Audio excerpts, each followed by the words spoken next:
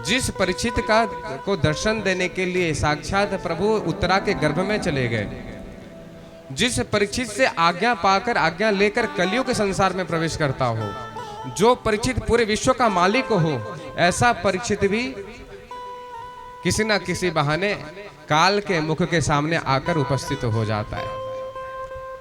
इसीलिए शास्त्र कहते हैं काल ब्याल मुखग्रास त्रास निर्नाश हेतवे। हम सब की दशा कैसी है महाराज? जैसे सांप के मुख में मेंढक है, लेकिन मेंढक को उस सांप की चिंता नहीं है कि कब ये सांप मुझे गटक जाए।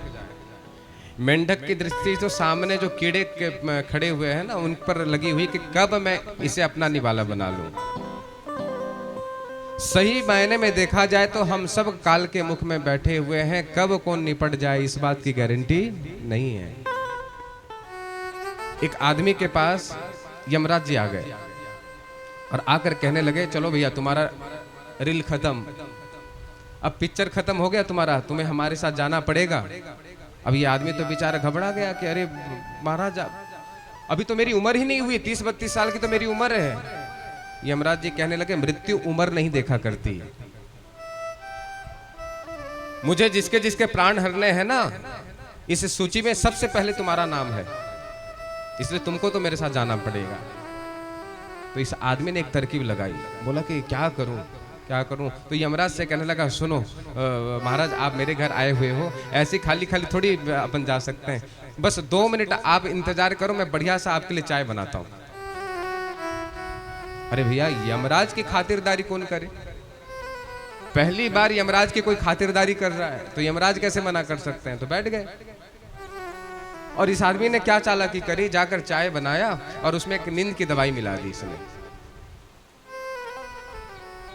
आकर यमराज जी को दिया। यमराज जी पिए और दवाई का प्रभाव, इतनी मीठी मीठी नींद आ गई महाराज, जो तो वहीं ढल गए, सो गए। और इसी बीच इस आदमी ने अपनी बुद्धि लगाई और क्या किया, जो सूची यमराज जी के पास थी उसमें जब सबसे ऊपर जो अपना नाम, उसका नाम लिखा हुआ था, उसे मिटा दिया और सबसे नीचे अपना नाम इसने लिख दिया।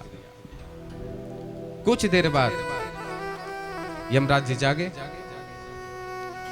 बड़े खुश हुए, कहने लगे, यार तूने क्या चाय बनाई। हाँ, चाय पीते ही क्या मस्त नींद आई महाराज, ऐसी नींद तो हमें यमपुरी में भी नहीं आती। और बेटा मैं तेरी सेवा से आज इतना खुश हूं कि आज तुझे बचाने के लिए मैं आज नियम बदलता हूं। जो सूची ऊपर से नीचे प्राण हरण करने का था, आज तुझे बचाने के लिए नीचे से ऊपर प्राण हरण करूंगा। और नीचे सब उसने अपने हाथ से ही अपना नाम लिखा हुआ है। कथा कह रही है प्यारे, जब मृत्यु समीप आ जाती है ना, तो व्यक्ति स्वयं चलकर उस जगह पर पहुंच जाता है। जब भी किसी भी इंसान का जन्म होता है, उसके साथ उसका मृत्यु का समय, उसके मृत्यु का स्थान और उसके मृत्यु का कारण तीनों तय हो जाता है। कब, कैसे और कहां ये जाएगा वापस। पूरे भागवत में आप दर्शन कीजिएगा, 2 ऐसे व्यक्ति आपको मिलेंगे जिन्हें पहले ही सूचना मिल गई कि उनकी मृत्यु होनी है। कौन? एक तो परीक्षित, जिसे पहले पता चल गया कि 7वें दिन इसकी मृत्यु होनी है। और दूसरा है कंस। कंस को भी आकाशवाणी हो गई थी कि देवकी का 8वां गर्भ तेरे लिए काल बनेगा। लेकिन दोनों के विचार में अंतर देखिए। परीक्षित जी को जैसे ही पता लगा कि 7वें दिन मृत्यु होनी है, एक झटके में घर द्वार परिवार सब छोड़ दिया और चले गए, प्रभु के श्री चरणों में स्वयं को निवेदित कर दिया।